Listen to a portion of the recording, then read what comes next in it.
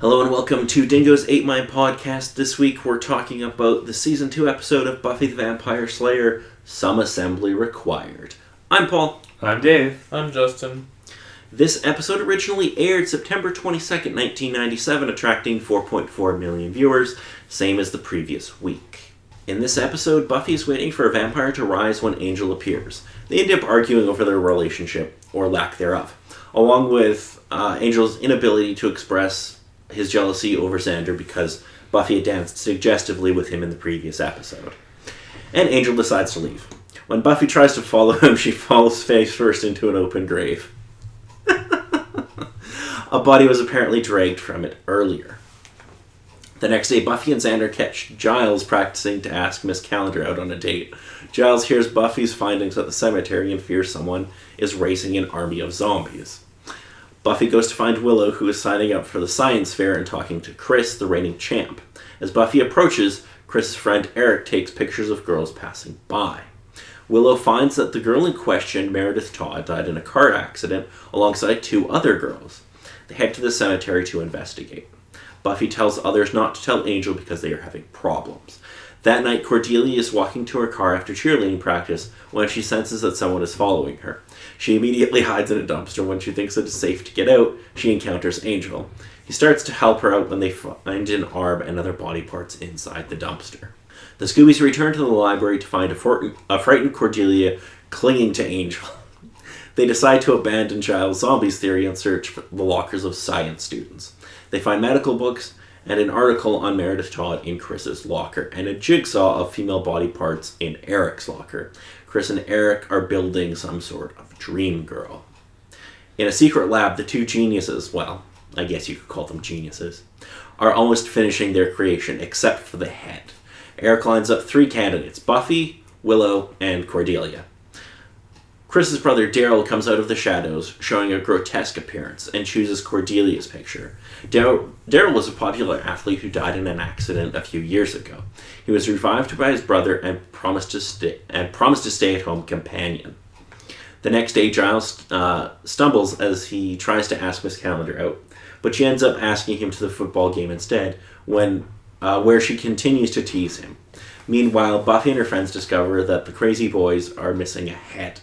Brain tissue decays at such a rate that they cannot simply go grave robbing to get a head and must actually kill a girl to get the head they need. Buffy finds a lab in Chris's house and discovers their target. She runs off to warn Cordelia, and Daryl walks out of the shadows.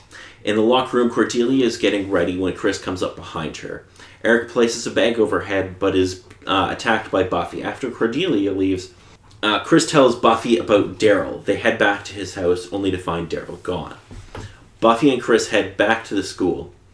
Daryl watches Cordelia under the bleachers. As Cordelia goes to the water fountain, Daryl drags her away, and he and Eric head to an abandoned building where Eric plans to behead her.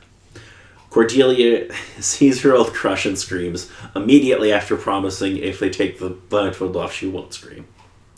At the game, Buffy and Chris realize they have arrived too late, but Chris tells her where to find Eric. Meanwhile, Willow and Xander crash Giles' date because it's too good. Chris tells them what happened when Buffy rushes to the old science lab. In the ensuing fight, a burner is knocked over and starts a fire. Xander arrives with the rest of the gang and gets Cordelia out. Giles and Willow drag out an unconscious Eric. As Daryl is about to kill Buffy, Chris stops him. Daryl decides to die beside the unfinished work while everyone else escapes. Afterwards, Jenny promises Giles a second date, while Buffy talks to Chris, agonizing about the decisions he made when he first resurrected his brother. Angel arrives, Willow and Xander talk. He brushes off Cordelia when she tries to thank him for saving her life. Buffy and Angel leave together through the graveyard. Angel admits his jealousy, and Buffy reassures him that she doesn't love Xander. And credits roll. So what did you think of this episode? Some assembly was required for this.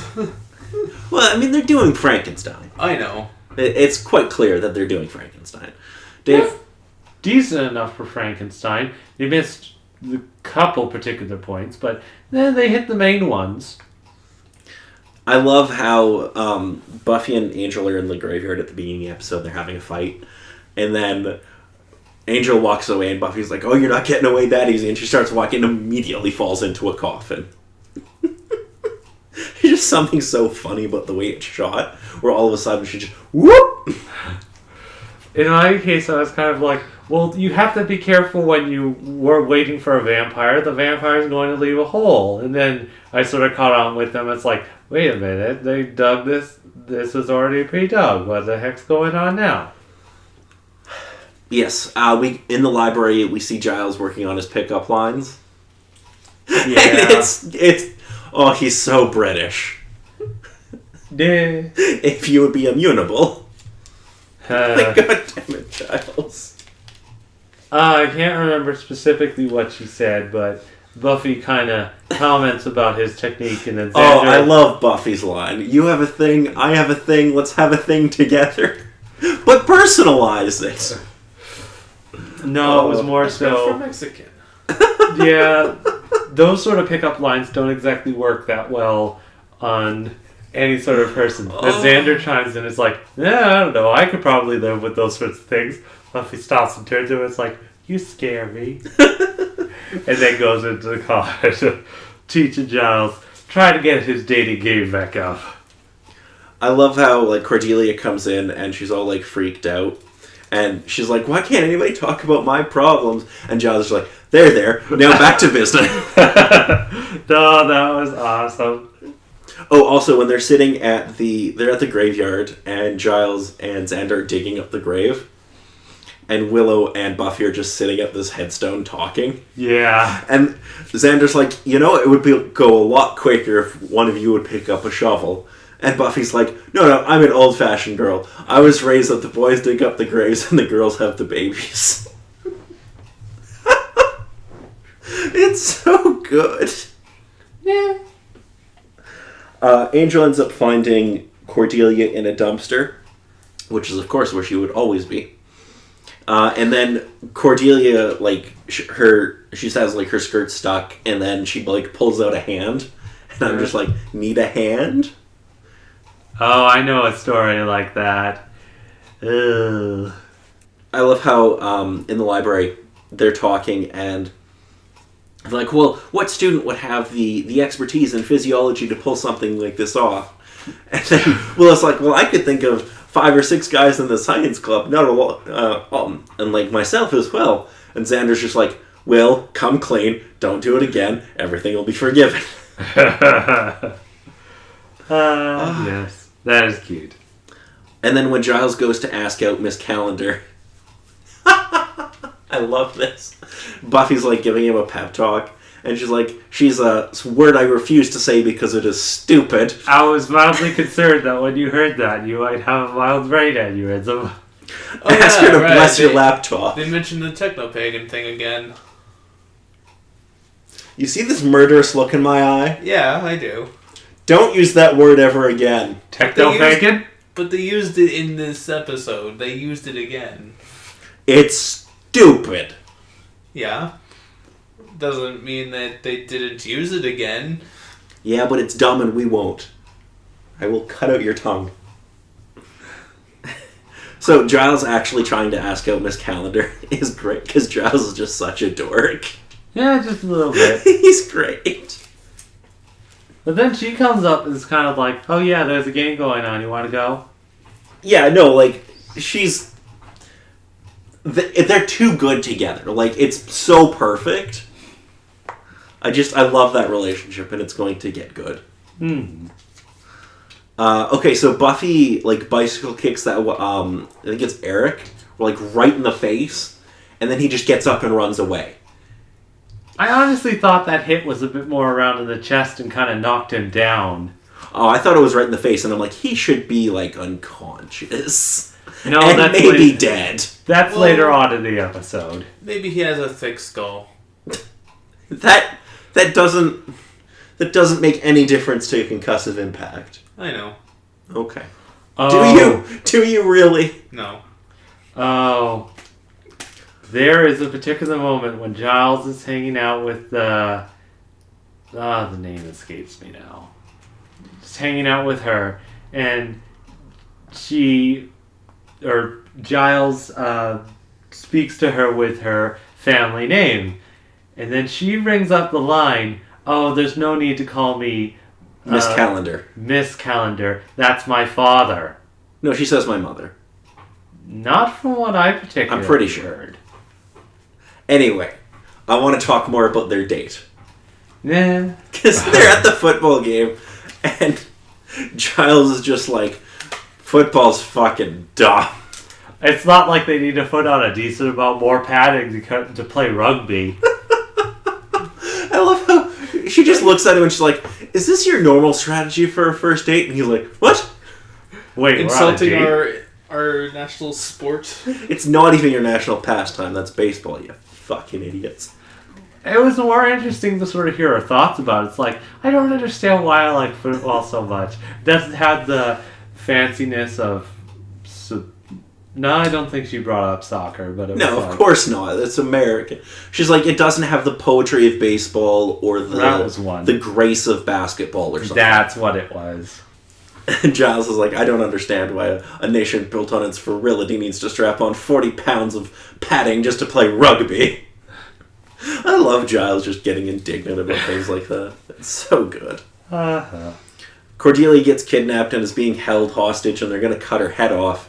And then she's got like this blindfold on, and she's like, "I promise I won't scream if you take the blindfold off." Yeah, they take the blindfold off, and she immediately screams. Now, seeing his face, it's a bit understandable. It's not too bad with the scars. I think it would be a bit more of a red light concern if you saw the metal plate on his arm. I don't think their plan would have worked anyways, even if they swapped her head to the other one. Well, they brought Homeboy back from the dead. Man. Sure, but what is moving a head going to do? I mean, they can reanimate tissue. Okay, but what about her mind? Well, clearly he is somewhat normal. Like, they brought him back. He was dead. Yeah. So bringing back another dead person wouldn't be any more difficult. Yeah. Apparently for them, I guess. Depending on the certain sort of cases, specific amounts of memory would most likely be deteriorated after a specific amount of time, depending on how long the process would supposedly be. Within that sort of case, I think it would be more so of a concern of, sure, you switch the heads onto a different body, but how's she going to feel with all the particular stuff about it? Yeah, it's just going to be a horrible, horrible mess. Okay, so I have a question about this. Which is? Okay, so in the Buffyverse, the whole idea is that when you die, like, you have a soul, and your soul goes on to some type of afterlife. If you're a vampire, you no longer have a soul unless you're cursed with it. Nah. So does Homeboy who got brought back, does he have his soul still? Or is that why he's so willing to, like, manipulate people? Because your soul functions as your conscience. I don't think he has a soul. It's a bit of the case of one of the last lines that was said by his brother of when he was first brought back, the guy who was brought back specifically kind of said, yeah, you probably shouldn't have done that. But keeping with his brother's promise and going through all that sort of stuff, it's a bit understandable that's gone on, as well as they need to make the parallels to Frankenstein. Well, yeah, it's a Frankenstein episode. Where it brings up the main concept of loneliness. Yeah. And just how destructive and dangerous those sorts of things can be. Yeah, no, it's a weird little in-universe thing that I But yeah, until the actual guy was kind of revealed, I was kind of concerned of a case of, oh no, it's some guy that really just wants to make a girlfriend. It's going to be 16 different cases of ew. Oh, okay, so at the end of the episode, Angel is wearing this tan jacket, and Angel should never wear a tan jacket. It's just all kinds of wrong. It's not the worst thing. No, it could be one of the crazy cat-colored okay, so shirts that Buffy wore in the first season. Granted, this isn't giving him like a -5 to stealth. It just looks weird. I didn't really see it. Like, it's a different sort of color for him to wear at night with him being a vampire and only being Yes, around. he should be always wearing dark colors. It just works better. Anyway, this isn't a fashion podcast. Yeah. Even though it occasionally becomes one. Yeah, a little bit. Well, when the fashion becomes just so wrong, that just stands out, I guess. And in this case, this stood out to me. I couldn't help it. Yeah, I just love the whole Frankenstein angle. I just think that's a whole lot of fun. No, I think on the whole they did a decent amount of justice. It's definitely not as crazy as House Frankenstein has kind of been portrayed in the media recently. Also, just to give you a heads up, this isn't going to be the last time somebody tries to build a girl. Nah, I wouldn't be too surprised. There are a lot of other angles you could probably take it, including the super gross one that we really hope doesn't go, at least in my case. Alrighty, so let's talk about some music in this episode. Yeah. Unfortunately, there isn't a whole lot. There's just the original score, as well as Eric sings My Girl by the Temptations while they're working on assembling the body. Which is decently creepy. Just kind of like, yeah, please, stop. You're doing 60 different levels of wrong and you're a super creep. Oh yeah, no, it's creepy, but it's great. It matches with everything, but still, Alright, international titles time. Oh boy. In Finnish, translates back to Beyond the Grave. Yeah. Okay. In French, The Puzzle. Huh. Okay. In German, Operation Cordelia. Oh. Sure, that's perfect. That's actually not bad. Yeah, that's great. In Brazilian Portuguese, it translates as It Needs Retouching. Which is pretty good, too. Yeah. In Latin American Spanish, it translates as Someone Has Been Required. Which, yeah. And in Spain Spanish, it translates as Assembly Required. No, Operation Cordelia.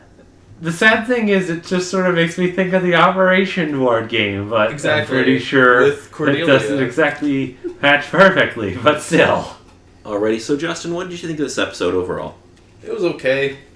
Not perfectly great, but it had its moments of interesting things here and there, especially with Giles' relationship to Miss Calendar. Oh, that's gonna just be so good until it's not. But I'm sure it's heading somewhere. It is.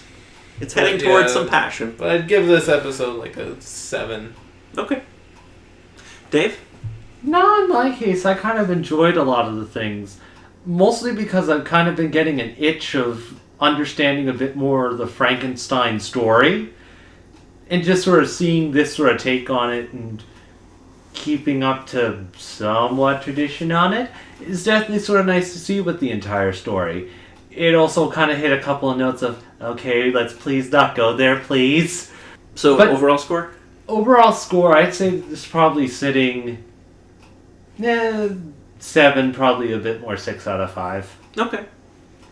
I would probably go with a 7 as well. I think it's fun, but it's not one of the best episodes. No. It's definitely not something I would show someone as their first episode. Yeah, no. No. Alright, so next week, we will be watching the episode School Hard.